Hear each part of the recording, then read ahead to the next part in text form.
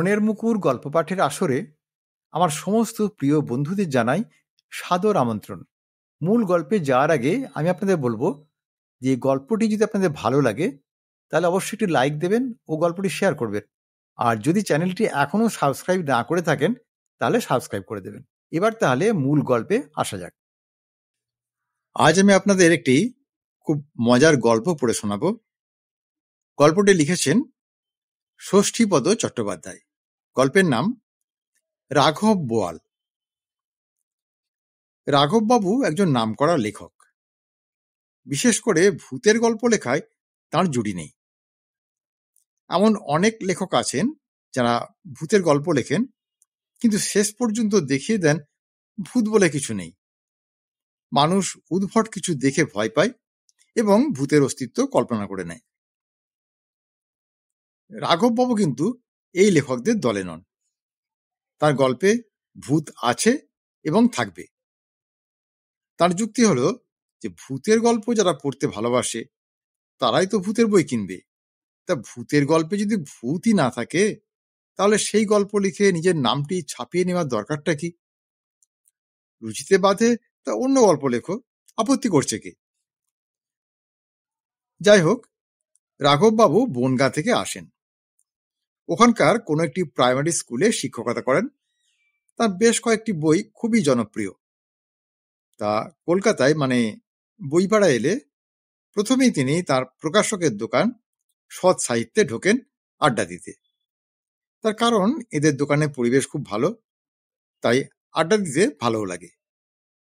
বই প্রকাশ এবং টাকা পয়সা লেনদেনের ব্যাপারেও এদের সঙ্গে একটা বন্ধুত্বের সম্পর্ক গড়ে উঠেছে তার। সেদিন বিকেলে দোকানে বসে চুটিয়ে আড্ডা দিচ্ছেন। এমন সময় চায়ের ভাঁড় ও কেটলি নিয়ে আনন্দদা এলো। তাকে দেখেই তো আনন্দে উল্লসিত হয়ে উঠলেন রাঘববাবু। আর হবেন নাই বা কেন? বইপাড়া এলে আনন্দদার চা খেতে পাওয়া একটা ভাগ্যের ব্যাপার। তার কারণ সুদীর্ঘ দিন ধরে চায়ের একই রকম স্ট্যান্ডার্ড বজায় রেখে চলেছেন আনন্দদা।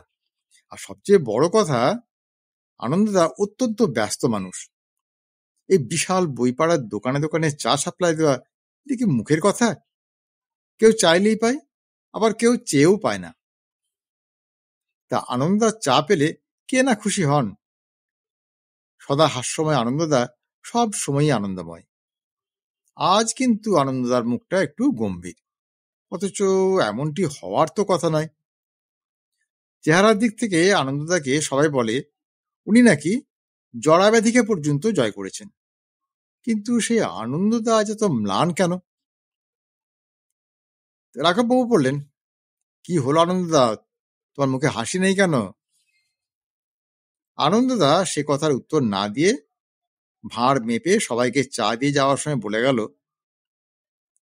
কাল বিকেলে শিয়ালদা স্টেশন আমাকে দেখে অমন না চেনার ভান না করলেই তো পারতেন। রাঘববাবু তো অবাক, বললেন, আমি? হ্যাঁ, মনে করি দেখুন না।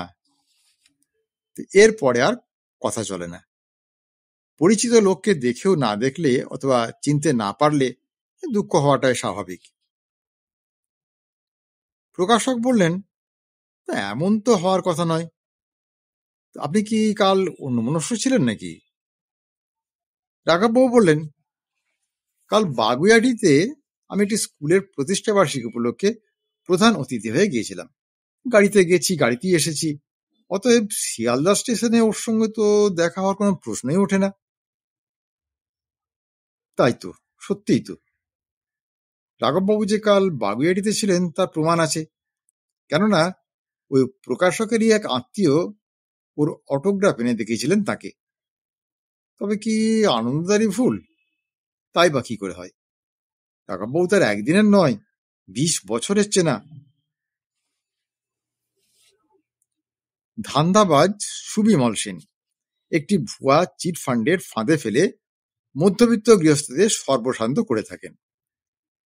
সেদিন গড়িয়াহাটার মোড়ে দাঁড়িয়ে সবে একটি সিগারেটে টান দিয়েছেন, এমন সময়ে এক সুবেশা তরুণী এসে পায়ে হাত দিয়ে প্রণাম করতে গেল তাকে। সুবিমল সেন ছিটকে সরে গেলেন। এ কি, কে আপনি? পায়ে হাত দিয়ে প্রণাম করছেন কেন? তরুণী বলল, আমি আপনাকে অনেক দিন ধরে খুঁজছি, আজ যখন পেয়েছি তখন আর ছাড়ছি না আপনাকে। সুবিমল সেন ধরা পড়ার ভয়ে সভয়ে তাকালেন তরুণীর দিকে। তারপর সিগারেটটা ফেলে দিয়ে এক লাফে একটি চলন্ত ডবল ডেকারে হাতল ধরে ঝুলে পড়লেন। তরুণী অবাক হয়ে তাকিয়ে রইল সেই দিকে। মনটা খুব খারাপ হয়ে গেল। পরদিন বিকেলে অশোকনগরে ওর এক মাসির বাড়িতে গিয়েছিল তরুণী। সেখানে তখন কোন এক পাঠাগারের সঙ্গীত ও আবৃত্তি প্রতিযোগিতার পুরস্কার দেওয়া হচ্ছে। অনুষ্ঠানে প্রধান অতিথির পদ অলঙ্কৃত করছেন প্রখ্যাত সাহিত্যিক রাঘবচন্দ্র ভট্টাচার্য। তরুণীও ওর মাসির ছেলেমেয়েদের সঙ্গে সে অনুষ্ঠান দেখতে গিয়েছিল, কেননা ওর মাসির ছেলেই তো প্রথম পুরস্কারটি নেবে রাঘববাবুর হাত থেকে। নাম ঘোষণার সঙ্গে সঙ্গেই ফুঁসে উঠল তরুণী।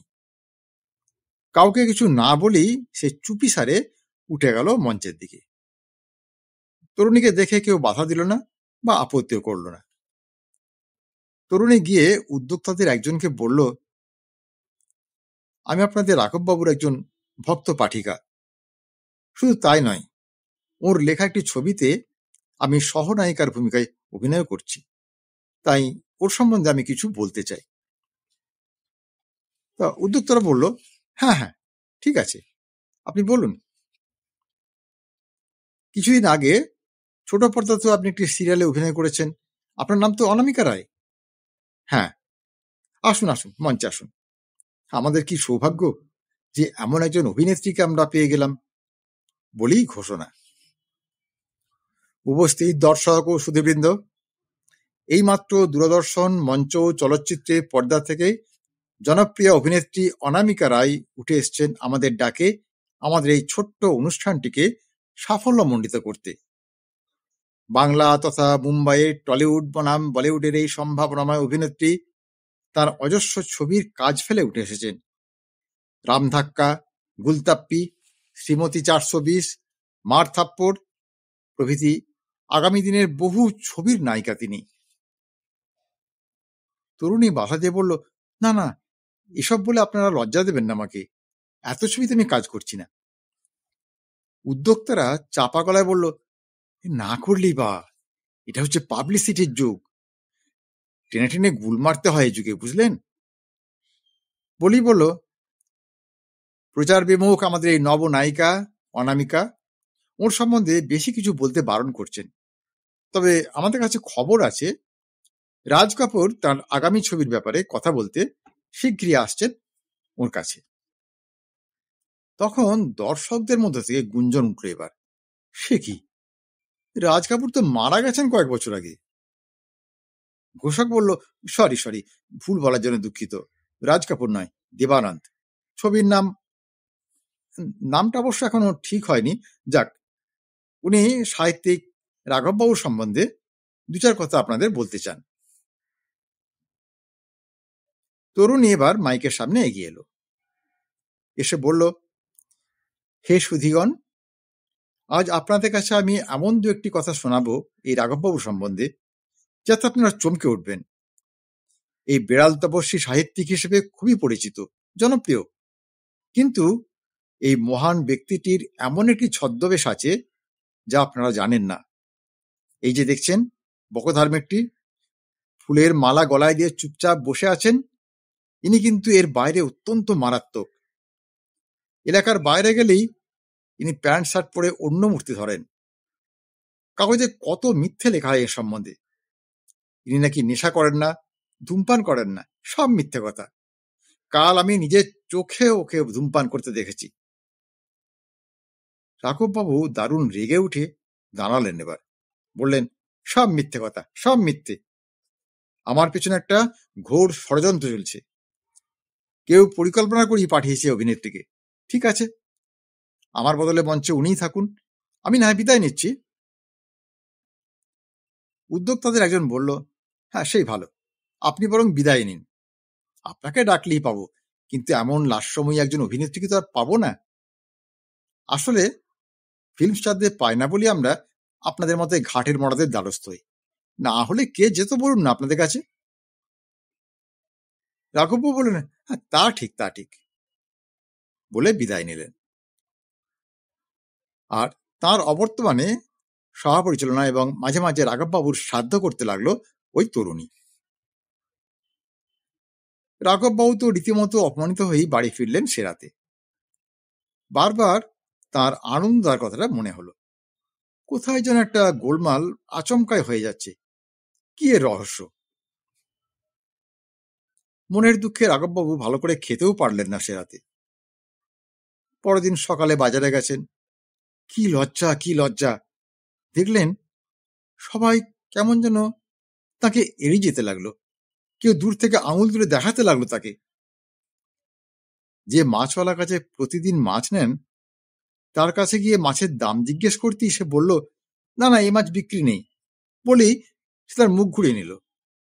অথচ পাশের বাড়ির দোলনবাবু 100 গ্রাম পেটির মাছ 10 টুকরো করে দিতে বলতেই মাছওয়ালা বিরক্ত না হয়ে তাই দিল এবং ওজন করে দামও নিল। হঠাৎ কানে এলো কে যেন বলছে, হ্যাঁ রাঘব ভট্টাচার্য নয় তো, রাঘব বোয়াল। এমন একজন গুণী লোক, অথচ কি তার কীর্তি! সত্যিই তো মানি লোকের অপমান মৃত্যু তুল্য। রাঘববাবু আর থাকতে পারলেন না। বললেন, আচ্ছা কি ব্যাপার বলুন তো মশাই আপনাদের? আমি কি চোর না ডাকাত? আমাকে আপনারা এমন করে দেখছেনই বা কেন? আর এত সব আজে বাজে কথাই বা বলা বলি করছেন কেন? এলাকার অত্যন্ত বদমেজাজি অঘোরবাবু এগিয়ে এলেন এবার। বললেন, তা বাবা রাঘব বোয়াল, হাজত থেকে কখন ছাড়া পেলে? এবার রাঘববাবুর মাথা গরম হয়ে উঠল। একে তিনি এই লোকটিকে সহ্য করতে পারেন না, তার উপর তার এই চিপটেন কাটা কথা।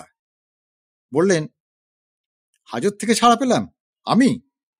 এবার বুঝেছি এসব কার কাজ। আমি এখনই থানায় যাচ্ছি, উকিল বাড়ি যাচ্ছি। তোমার দফা আমি খেয়ে দিচ্ছি, দাঁড়াও। অঘোরবাবু হেসে বললেন, হ্যাঁ তবে যাই বলো বাপু, কাগজে তোমার ছবিটি কিন্তু খুব ভালো ছেপেছে, নতুন নামও দিয়েছে বেশ, রাঘব বোয়াল। হ্যাঁ ডুবে ডুবে অনেকদিন ধরেই জল খাচ্ছ তাহলে, কি বলো? এবার ধৈর্যের বাঁধ ভেঙে গেল রাঘববাবুর। বাজারের ব্যাগটা ছুঁড়ে ফেলে দিয়ে বললেন, কই, কোথায়, কোন কাগজে বেরিয়েছে আমার ছবি? নিয়ে আয় দেখি, তারপরে তোর ব্যবস্থা করছি, ছুঁচো কোথাকার। অমনি এটি ফচকে ছোকরা পাশের চা দোকান থেকে সেদিনে খবরের কাগজখানা এগিয়ে দিল তাঁর দিকে, দিয়ে বলল, হ্যাঁ এই যে গুরু, দেখো দেখো দেখো, কি সুন্দর ছবি বেরিয়েছে তোমার। রাঘববাবু জ্বলে উঠলেন। কথায় আছে না, কপাল ফাঁসলে ব্যাঙেও লাথি মারে। ফচকে একটা ছেলে, তিনি ওর বাপের বয়সী, তাকে কিনা তুমি বলা! অথচ বছরখানেক আগে ওই ছেলেটিটাকেই ওদের বিশ্ববখাটের সঙ্গের সভাপতি হয়ে গিয়েছিলেন তিনি। যাই হোক, ছেলেটির হাত থেকে খবরের কাগজটা নিয়ে খবরের উপর চোখ বুলিয়ে লাফিয়ে উঠলেন রাঘববাবু। আশপাশের লোকজন তখন বেশ মজা দেখে দেখে হাসছে। অঘোর শয়তানটা গলায় আওয়াজ করে হাসছে। রাঘববাবুর চোখ কপালে উঠে গেল। কাগজের প্রথম পাতাতেই তাঁর ছবি, আর বেশ বড় বড় অক্ষরই ছাপা আছে, রাঘব বোয়াল ধৃত। সংবাদটা এরকম, প্রখ্যাত সাহিত্যিক রাঘব ভট্টাচার্য ওরফে সুবিমল সেন প্রতারণার অভিযোগে গোয়েন্দা পুলিশের হাতে ধরা পড়ে এখন জেল হাজতে। শিয়ালদার কাছে একটি হোটেলে এক ব্যবসায়ীকে 2 লাখ টাকা প্রতারণা করতে গিয়ে আর তিনি পড়তে পারলেন না। রাগে কান গরম হয়ে গেল তাঁর। লজ্জায় অপমানে কাঁপতে কাঁপতে তিনি বাড়ি ফিরে এলেন। পেছন থেকে অঘোর শয়তানটা চেঁচাতে লাগলো, গলি গলি মে শোর হ্যায়, রাঘব বোয়াল চোর হ্যায়, গলি গলি মে শোর হ্যায়, রাঘব বোয়াল চোর হ্যায়। এদিকে পাড়াতেও তখন হুলস্থুল। রাঘববাবুর স্ত্রী, ছেলে মেয়ে, প্রতিবেশীদের গঞ্জনায় ঘর থেকে বেরোতে পারছেন না। সবার একবারে লজ্জায় মাথা কাটা যাচ্ছে। রাঘববাবুর বন্ধু দেড়কড়ি ভর একজন নামকরা উকিল। রাঘববাবুকে তিনি ভালোই চেনেন। সেই লোক এই কাজ করবে তা তিনি বিশ্বাসই করেন না। তাই কাগজ দেখেই ছুটে এলেন রাঘববাবুর কাছে। বললেন, কি ব্যাপারে রাঘব, এসব কি? রাঘববাবু বললেন, সেটা তো আমিও ভেবে পাচ্ছি না। দিব্যি জলজান্ত মানুষটা আমি ঘুরে বেড়াচ্ছি, অথচ সংবাদে প্রকাশ আমি নাকি জেল হাজতে।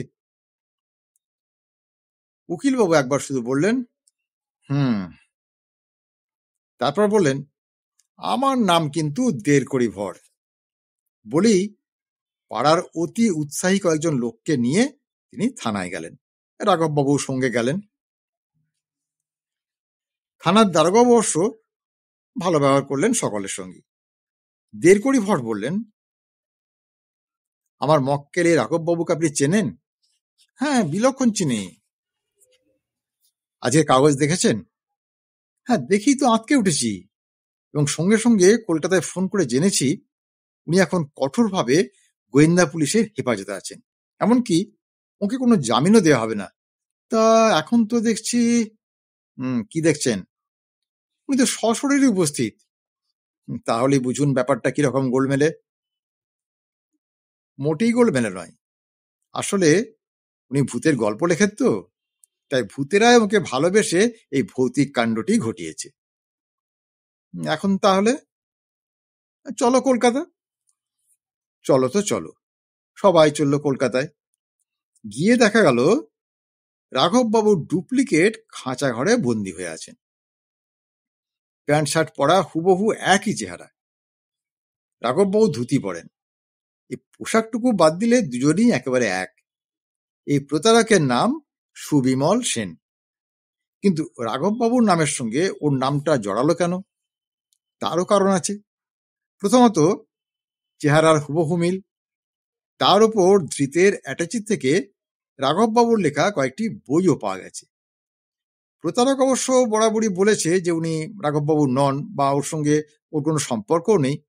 তবুও পুলিশের ধারণা, লজ্জা থাকতেই বুঝি। পরদিন কাগজে আসল সত্য প্রকাশ হওয়ায় রাঘববাবু তাঁর হৃতমর্যাদা ফিরে পেলেন। বইপাড়ায় প্রকাশকের দোকানে আড্ডা দিতে এসে আনন্দদাতেই চা বেশ তৃপ্তি করেই খেলেন। আর আনন্দদাও তাঁর ভুলটা বুঝতে পারল। আসলে সেদিনে প্রতারককে দেখেই, যাই হোক, আর কোনো খেদ নেই রাঘববাবুর। নবভ্রান্তিবিলাসের প্রভাবে লজ্জিতা সেই তরুণী এসে ক্ষমা চেয়ে গেল একদিন। কিন্তু এত সত্ত্বেও রাঘববাবুর নামের সঙ্গে জুড়ে দেওয়া ওই রাঘব বোয়াল নামটি কিন্তু আর মুছল না। রাঘববাবু সবার কাছে ওই রাঘব বোয়াল নামই পরিচিত হয়ে রয়ে গেলেন। আজকের গল্প তাহলে এখানেই শেষ করছি। গল্পটি কেমন লাগলো তা কমেন্ট করে জানাবেন। আর যদি ভালো লাগে তাহলে একটা লাইক দেবেন ও গল্পটি শেয়ার করবেন। আর যদি মনের মুকুর চ্যানেলটি এখনও সাবস্ক্রাইব না করে থাকেন তাহলে এখনই সাবস্ক্রাইব করে দিন। আজ তাহলে আসি বন্ধু, খুব শীঘ্রই আবার হাজির হব এরকম একটি সুন্দর গল্পের ভিডিও নিয়ে। ততক্ষণ সবাই খুব ভালো থাকুন, সুস্থ থাকুন, আনন্দে থাকুন। নমস্কার।